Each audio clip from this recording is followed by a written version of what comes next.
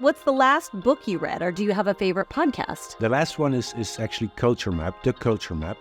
I read that book because in a company like LyondellBasell, where we have so many different cultures working together, I thought it would be good for me also to take one step back and again reflect, even if I have worked in so many different countries in the world, but take one step back and reflect again on how people deal with one another, how the different cultures are in different countries. I actually recommended that book to a couple of the executives as well in the company. Culture Map. The Culture Map. The Culture Map. Okay. And what about podcasts? Are you a podcast person? Not so much, no. Well, now you will be, now that we have a podcast, though, right? There you go, of course. This week, we've got a really fun guest for the podcast. Peter Vanacker, CEO of LyondellBasell, just celebrated 2 years as CEO here, and we had a chance to sit down with Peter and ask him all sorts of questions, from career advice to questions about his children to living in Texas. Let's get right into it. Questions with Peter Vanacker. Get to know the CEO of LyondellBasell. Hi, Peter. Ready to go? Very much so.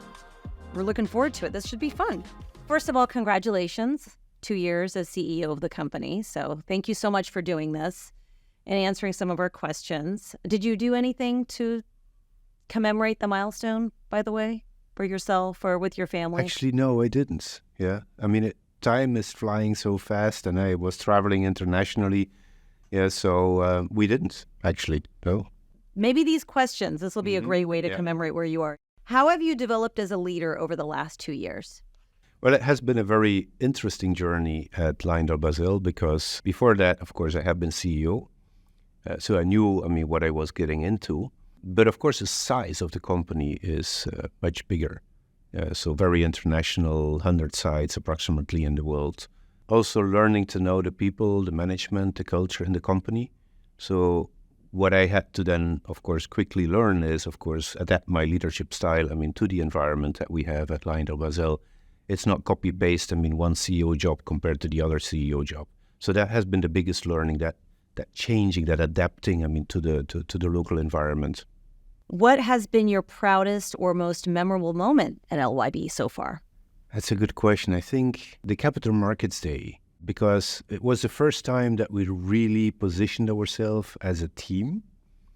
And especially, the feedback, not just from our employees, the management inside of the company, but especially also outside in, from our investors, from the analysts, our customers, suppliers. That was fantastic. What has been the most challenging part of your job? Well, the most challenging part, it's a huge company and we have a lot of employees in different locations. So meeting as many people as possible is the most challenging part of my job. Who is the most competitive during your executive committee team building activities? That is an easy one. Definitely Trisha. Trisha Conley. Okay. Yeah, Trisha Conley, head of people and culture. When we have the team building activities, she is highly passionate about it, and she always wins. So who in the office is known for having the best snacks? That's a good question. I would say probably Sabrina, my assistant. But I'm not so much into snacks, so I don't watch it. Who has the best snacks? Because I will hardly find me putting my hand in some of the snacks and eating something in between. You're not a big snacker? I'm not a big snacker, no. Have you tried new meals living in Houston? We are foodies, though. We're not snackers, but we are foodies. Okay. Yeah, so we tried lots of restaurants. Of course, if you live in Houston, then Tex-Mex is something that you need to try, lots of steak. But we have a big variability of food that we are enjoying. And that's the nice thing in living in Houston. It's not just in one direction, one type of restaurants. So you have a lot of variety and very good restaurants, by the way. So how would you compare food here to food in Europe? Well, definitely most of the food in Houston is more heavy. The portions are just, incredible. Everything's bigger in Texas. Everything is bigger in Texas, definitely. But of course, due to the variability, we like a lot of Asian food. So we go a lot, to Japanese restaurants, and probably also due to the connection, with Japan, you have extremely good Japanese restaurants in Houston with very fresh fish. Well, I was going to ask, how does your wife feel about the food and living in Houston? It sounds like she's enjoying it. She's enjoying it, of course. One of the things, of course, is our children are not living with us because they are studying in Europe, but she's very much enjoying it. And I think also the fact that the population in Houston is very international. People are kind of also a bit more relaxed and laid back and different than in maybe some other parts of the United States. So she has been welcomed. She feels at home. The fact, that there are very good restaurants is, of course, also enjoyable. You're a pretty international family. So what is your favorite place to visit? The favorite place to visit that I have is there where my children are. So it's not a place, let's say, geographically, one particular country or one particular city. It is where they are. So, for example, just a couple of weeks ago when my sister married, our son came with his girlfriend. The marriage was in Belgium. They came down. Belgium was your favorite place That was this year. my favorite place. And just yesterday evening, I was texting with our daughter, and she said, she's going to come to Spain during the holiday season. So that will then become our favorite place because that's where she is. Belgium and Spain, two favorite places for this year. Amongst the others, depending. Depending on what else is. Yeah, if they would come to Houston like they did last year, then that was our favorite place because we then had the family together. Of course, in our situation, we don't always have the family together anymore, maybe once or twice a year. Are you a morning or a night person? I'm a morning person. Okay. What time do you wake up? 6 o'clock most of the time. Also depends, of course, where I am on the planet. Yeah. Sure. So with the time zone difference, from time to time, of course, I wake up earlier or a little bit later, but normally at 6 o'clock in the morning. Alarm? No alarm? Yeah, I have an alarm. You have an alarm. Yeah. So what time do you go to bed? Around 11 o'clock in the evening. What is the first app you open up in the morning? The first app I open in the morning, that must be Teams.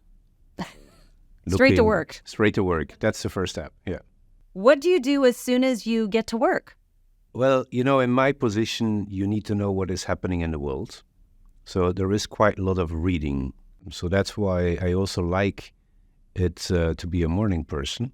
Because before, the day starts and you have all the different appointments and meetings, etc., it gives me the time, to read a lot.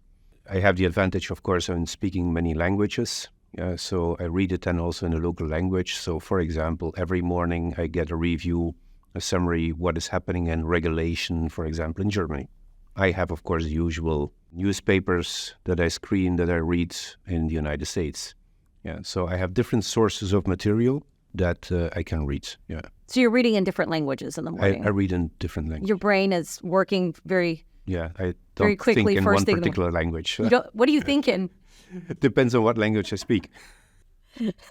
All right. So what's the last book you read, or do you have a favorite podcast? The last one is actually Culture Map, The Culture Map. I read that book because in a company like LyondellBasell, where we have so many different cultures working together, I thought it would be good for me also to take one step back and again reflect, even if I have worked in so many different countries in the world, but take one step back and reflect again on how people deal with one each other, how the different cultures are in different countries. I actually recommended that book to a couple of the executives as well in the company. Culture Map. The Culture Map. The Culture Map. Okay. And what about podcasts? Are you a podcast person? Not so much, no. Well, now you will be, now that we have a podcast, though, right? There you go, of course.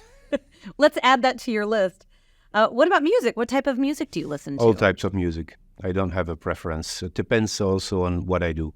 So I'm not going to listen to rock music when I'm studying something.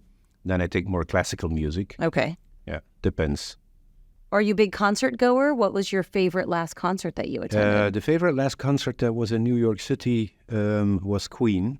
And even if Freddie is already dead, but he's always part of the concert. So they do a fantastic job. So it's one of my favorite groups. That's a great concert to attend. What about sports? What summer games sport do you look forward to watching? Well, definitely we have the European Championship. That's right. And unfortunately, my Belgian team played very bad and they lost. But of course, due to the fact that I have a dual nationality, I can always choose. Yeah, so I have the German nationality. So, of course, I'm also cheering for Germany. Actually, by the way, I have to cheer for Germany because my wife is German. Oh, very convenient. Very convenient. What about your children? What are they like? What are they studying? Where are they working? You mentioned that they're sort of traveling all over. Where are they right now? Our daughter has finished her studies in agriculture. So she has a master's in agriculture. She's the oldest. She has 2 years ago started doing her PhD.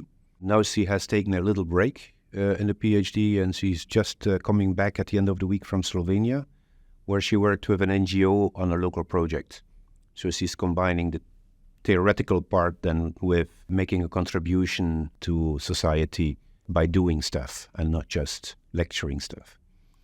Our son is studying chemistry together with his girlfriend, who is also studying chemistry. So Amazing. do it together. Yeah. Chemistry together. Chemistry together, yeah. And there is chemistry between them. So they are studying at the university in Münster, so also in Germany.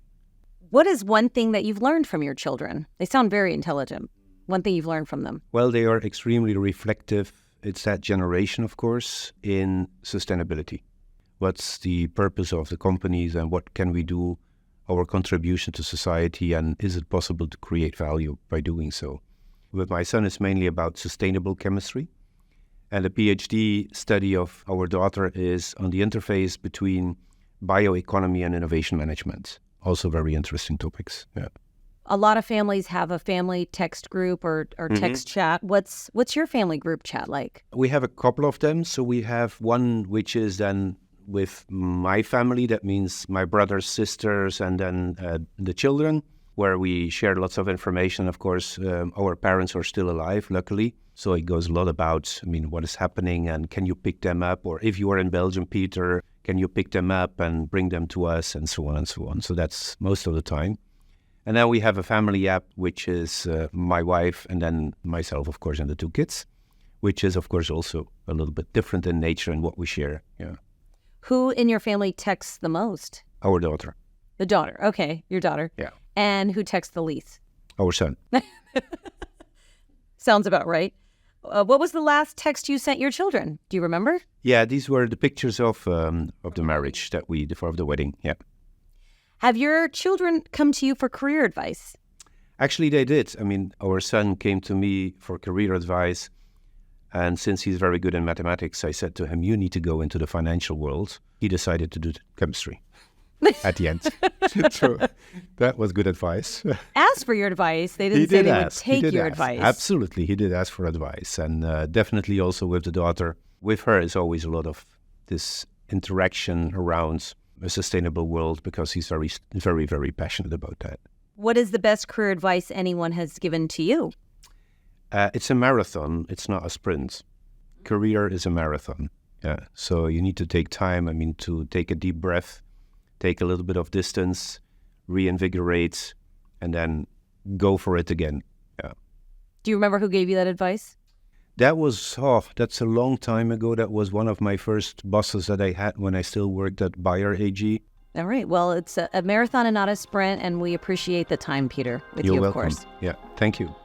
We had a lot of fun catching up with Peter Vanacker. Hopefully this is something we get to do every single year to commemorate the anniversary of him being CEO, since he doesn't seem to celebrate it much on his own. But hope you enjoyed that podcast. We've got more coming from leaders at LYB, so stay tuned for that. Be sure to follow the podcast, hit like, subscribe, leave a comment if you like it, and we'll see you back for more. Thank you so much for listening.